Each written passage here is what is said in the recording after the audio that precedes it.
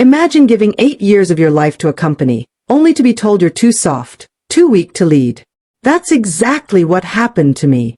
They thought they were ending my career when they fired me. Before you hear my story, tap subscribe and drop a comment if you've ever been underestimated. Because tonight, I'll show you what happens when the one they called weak comes back, with steel in her veins. The first time he called me too soft, I laughed it off. Maybe it was nervous laughter, maybe denial. But the words clung to me like a bad perfume, impossible to wash away. I'd given 8 years of my life to Harrington and Cole, working through nights when my friends were out living theirs, sacrificing birthdays and sleep and health for the company I thought I'd retire from. My boss, Richard Cole, had once praised me as the heart of the firm.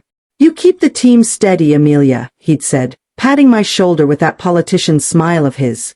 I should have known then that steady was just a prettier word for replaceable. It happened on a Tuesday. Tuesdays were supposed to be safe, the storm of Monday behind us, the weekend still too far to feel. But that morning, I noticed something different in the office. Conversations hushed when I walked past. I slid away too quickly. By the time Richard's assistant told me he wanted to see me in the executive conference room, my stomach was already twisting. The room itself mocked me when I entered. Floor-to-ceiling glass overlooking the city, mahogany table polished within an inch of its life. It was the same room where I'd once presented a campaign that landed us a multi-million-dollar client. Richard had clapped me on the back, promising my future was bright. Now, he didn't even look at me when I walked in. His eyes were on the folder in front of him, flipping pages as if I were a stranger interviewing for a job I didn't want. "Sit down, Amelia." My throat tightened. Something in the way he said it, clipped, rehearsed, told me this wasn't about quarterly reports. He cleared his throat. "We've been reviewing leadership alignment.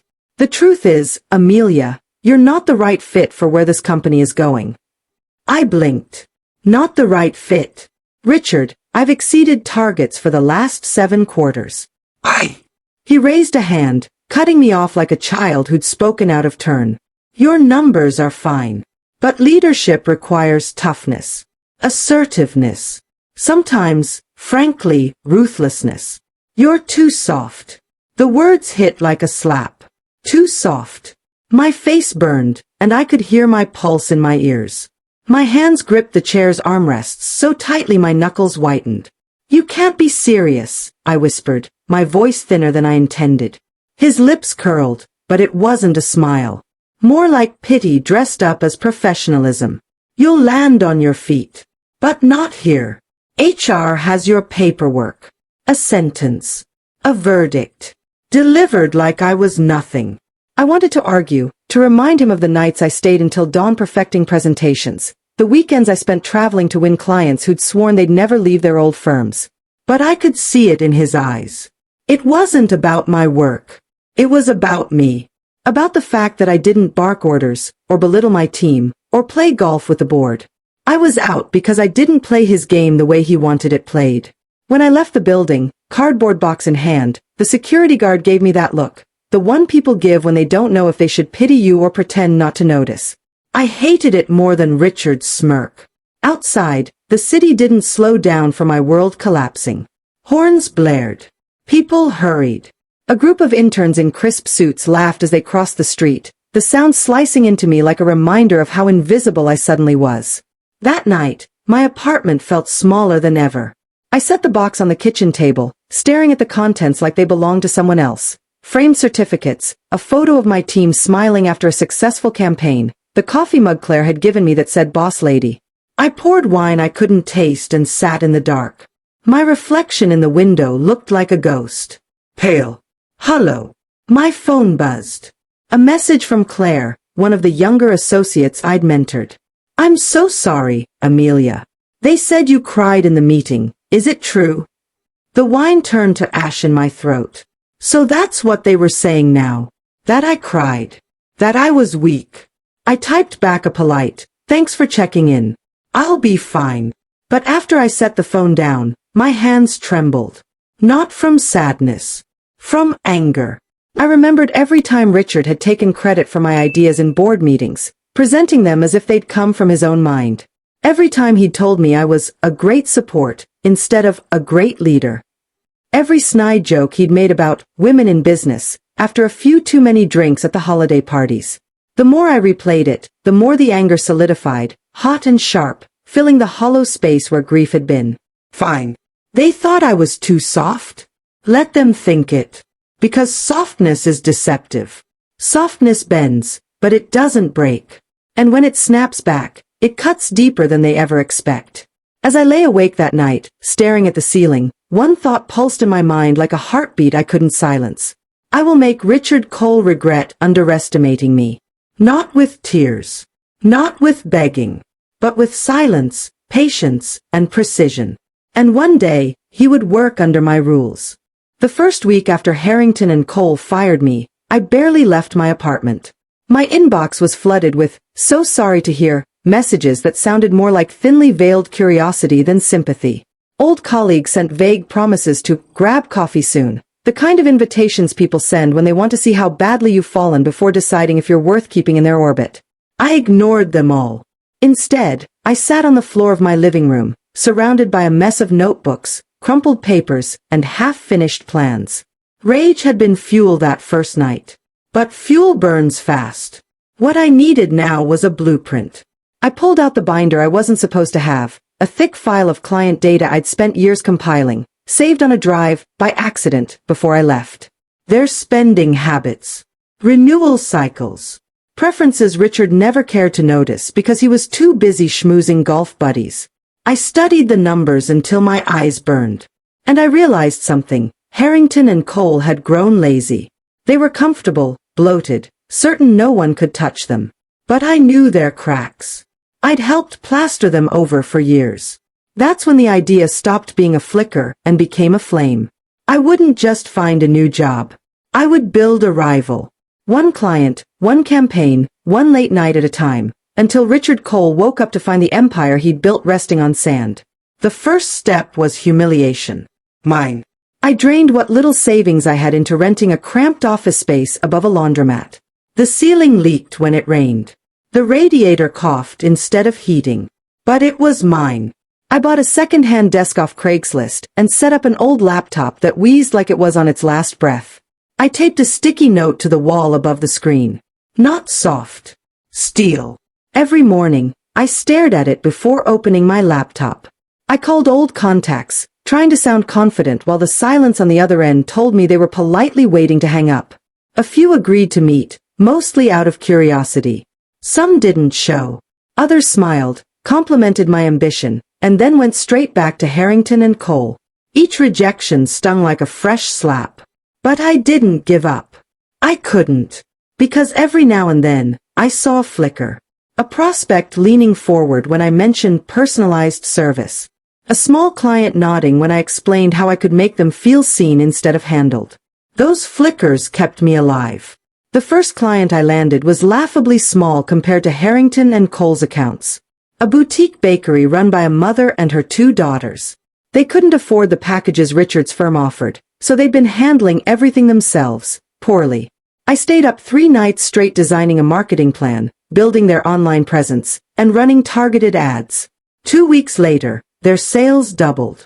When I walked into their shop and saw the line snaking out the door, the mother hugged me so tightly I thought my ribs would crack. It wasn't just a win. It was proof. I wasn't too soft. I was just fighting in the wrong arena.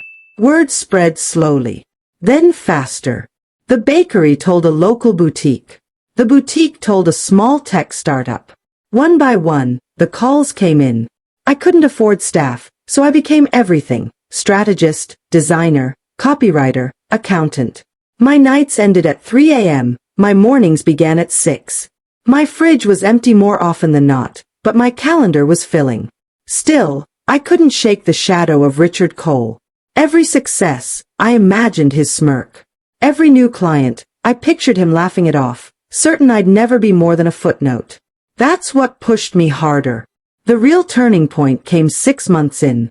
I got a call from a man named Daniel Price, CEO of a mid-sized logistics company, a Harrington and Cole client. He sounded tired. Tired of being treated like a checkbook instead of a partner. He'd heard about my boutique approach. He wanted to meet. The night before the meeting, I sat in my office with the rain dripping through the ceiling, heart pounding so hard I thought I'd be sick. This wasn't just a client. This was a test. When I walked into his office the next morning, I carried no flashy presentation. Just a folder, a pen, and the quiet confidence I'd been sharpening for months. I don't want to be a number on a spreadsheet, he said, almost before I'd sat down. Then you won't be, I replied. And I meant it. 2 weeks later, he signed. The ripple was immediate. Losing Daniel Price hit Harrington and Cole like a gut punch. I knew, because Claire called me that night. Amelia, you won't believe the chaos here. Richard's furious. He keeps asking how Daniel found you. I smiled into the darkness of my apartment. For the first time since that Tuesday, I slept like a child. The months that followed were a blur of momentum. With Daniel's account, I had leverage. I hired my first employee, a young single mother who reminded me of myself when I started. Then a second. Then a third. We outgrew the laundromat office. Moved into a modest downtown space. My logo, a steel gray phoenix rising from ashes, hung on the wall, a silent promise of what we were becoming. But beneath the victories, the anger never cooled. Because for every client I gained, I pictured Richard losing sleep. For every employee I hired, I imagined him staring at spreadsheets he couldn't control. And I wasn't done. Not even close. Richard Cole had taken 8 years of my life and called me too soft. Soon, I would take everything he loved. Success has a strange taste. It's sweet, but with an afterbite of hunger. Because once you get a taste, you want more. 2 years after I left Harrington and Cole with a cardboard box in my arms, my company, Phoenix Strategies, was no longer a whisper. It was a name. Clients called us before they called them. Our roster boasted some of the most profitable accounts Richard used to brag about at board dinners. Every time a contract renewal loomed, I was ready. I knew the exact moment Harrington and Cole would send their glossy presentations. And I knew exactly how to dismantle them. Not with louder promises, but with sharper precision. I didn't have to slash prices. I didn't have to beg. All I had to do was show clients they were more than numbers, something Richard had forgotten long ago. And they came. One by one, they came. It wasn't enough, though. Not yet. Because revenge isn't just about winning. It's about making the other side watch as they lose. So I went after his people. I still remembered the faces of the associates Richard had used up and discarded the way a gambler flicks away losing cards. Talented, hungry people, treated like background noise. I called them. Met them for coffee. Asked them what they wanted, not just what they could give. And when they realized I wasn't like him, when they felt seen, they came too. Claire was the first. I'll never forget the relief in her eyes when she handed in her resignation to Richard and joined Phoenix. She worked harder than anyone, and I rewarded her with a title she'd been denied for years. Then came Marcus, the strategist Richard had mocked for being too detail-oriented. Then Julia, who'd been told she'd never make partner because she wasn't aggressive enough. They weren't weak. They were the steel I needed to sharpen my edge. With each new hire, Harrington and Cole grew emptier. I didn't just build a company. I built a family, one united by scars Richard had left behind. The moment I knew the scales had tipped came during an industry gala. I walked in wearing a steel gray dress, the same shade as the phoenix on our logo. Conversations hushed as I crossed the floor. People who had once avoided my calls now sought me out, shaking my hand, asking for meetings. Richard was there, of course. Alone at his table, nursing a drink stronger than his smile. His hair looked thinner. His suit didn't quite fit the way it used to. When our eyes met, I didn't flinch. I smiled. Not cruelly. Calmly. He looked away first. But the final blow still waited. Daniel Price, the client who'd first taken a chance on me, called one evening with news. Harrington and Cole was desperate to secure a massive government contract. The kind of deal that could either save them or sink them. They'll bid low, Daniel said.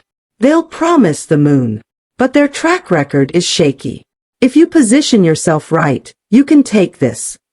I didn't hesitate. For 3 months, My team and I worked around the clock. We built a proposal not just airtight, but visionary. We weren't just offering services. We were offering transformation. The night of the final pitch, Richard sat across the table from me. He looked older, paler. The smirk he once wore like armor had cracked into something brittle. When it was my turn, I stood, hands steady, voice calm.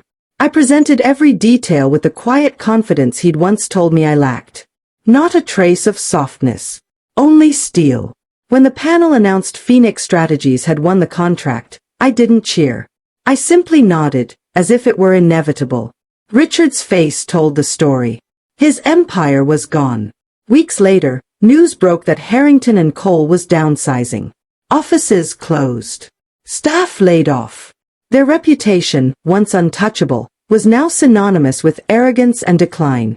And then, the inevitable, Richard called me. "Amelia," he said, his voice rough. "We should talk. Maybe there's a way we can work together." I almost laughed. The man who'd told me I was too soft, now reaching out for help. I met him in the same conference room where he'd once fired me. The glass still looked out over the city. But this time, the view was mine. He looked smaller now, as if the walls themselves had closed in on him. "I'll keep this short," I said, setting a contract on the table. "You want to survive. You'll sell Harrington and Cole to Phoenix Strategies. I'll absorb what's left. And you'll stay on, under my rules." His jaw clenched. "You can't expect me to." "I can. And you will." Silence stretched between us. Finally, he signed.